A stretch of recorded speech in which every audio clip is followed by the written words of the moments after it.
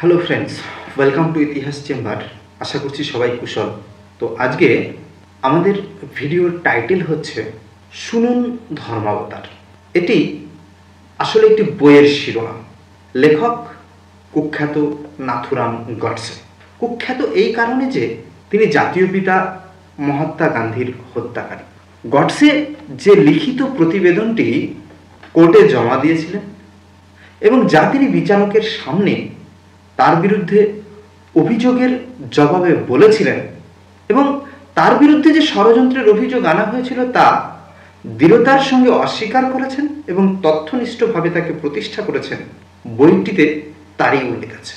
তবে তিনি গান্ধীজিকে হত্যা করেছেন এ কথা একবারের জন্যও তিনি অস্বীকার করেননি এবং তাকে দেওয়া শাস্তি লাঘবের আবেদনও তিনি করেননি।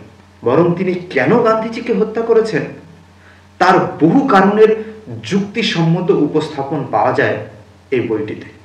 এখানে প্রশ্ন যে একজন আসামির প্রতিবেদন কি খুবই গুরুত্বপূর্ণ?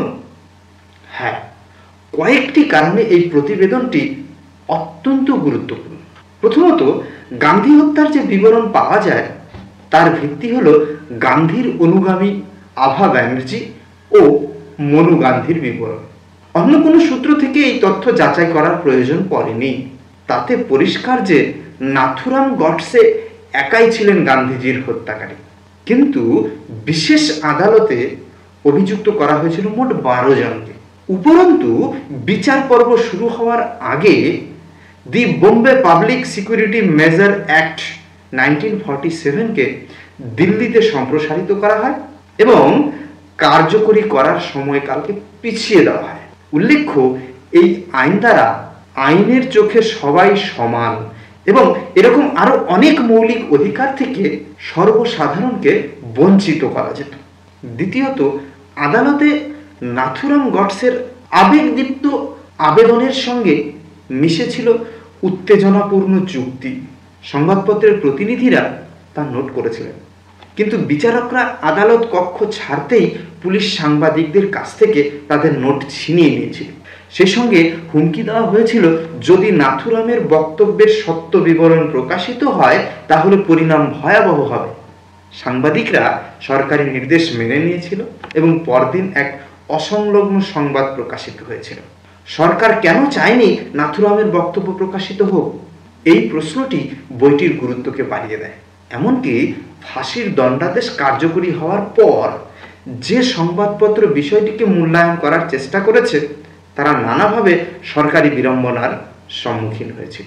তৃতীয়ত, সবচেয়ে গুরুত্বপূর্ণ যে বিচারপতি খোসলা অবসরের পর সেদিন বিচারালয়ের স্মৃতিচিত্র আঁকতে গিয়ে বলেছেন, আমার কোনো সন্দেহ নেই যে সেই দিনকার দর্শকদের যদি জুরির আসনে বসানো হতো অথবা গডসের পুনর্বিচারের আবেদন সম্পর্কে সিদ্ধান্ত নেওয়ার দায়িত্ব দেওয়া হতো তবে বিপুল সংখ্যাগরিষ্ঠতায় তারা এই সিদ্ধান্তে উপনীত হতেন যে নাথুরাম নিরপরাধ, কোট আনকোট। অর্থাৎ নাথুরামের প্রতিবেদন অত্যন্ত গুরুত্বপূর্ণ, তবে এই সুদীর্ঘ প্রতিবেদন তথা বক্তব্য একটি ভিডিওতে তুলে ধরা সম্ভব নয়। তাছাড়া তিনি এই দীর্ঘ বক্তব্যে যা বলেছিলেন তার পৃথক কয়েকটি দিক আছে। যেমন শুরুতেই তিনি তার বিরুদ্ধে আনা ষড়যন্ত্রের অভিযোগকে যুক্তিসম্মতভাবে নস্যাৎ করেন। তারপর তিনি গান্ধীজির রাজনীতির মূল্যায়ন করেন। অতঃপর দেশভাগে গান্ধীজি কিভাবে দায়ী ছিলেন সে কথা বর্ণনা করেন এবং দেখান যে গান্ধীজির সত্যাগ্রহ আসলে ব্যর্থ হয়েছিল কারণ তা ছিল অবাস্তব। সর্বোপরি তিনি কেন গান্ধীজিকে হত্যার সিদ্ধান্ত নেন সে বিষয়ে যুক্তিপূর্ণ বক্তৃতা দেন। যাই হোক, নেক্সটে একে একে আমরা এই প্রত্যেকটি বিষয়কে ধরে ধরে আলোচনায় তুলে আনব। সেগুলি পেতে হলে অবশ্যই আমাদের সঙ্গে থাকতে হবে, অর্থাৎ চ্যানেলটি সাবস্ক্রাইব করতে হবে এবং বেল আইকনটিকে প্রেস করে সঙ্গে থাকতে হবে। এবং আরও রিকোয়েস্ট করব যে আজকের ভিডিওটি ভালো লাগলে অবশ্যই লাইক করবে এবং আরও বেশি জনকে দেখার জন্য শেয়ার করে দেবে। তো আজকে এই পর্যন্তই রাখছি, দেখা হবে পরের ভিডিওতে। সবাই ভালো থেকো। Thank you.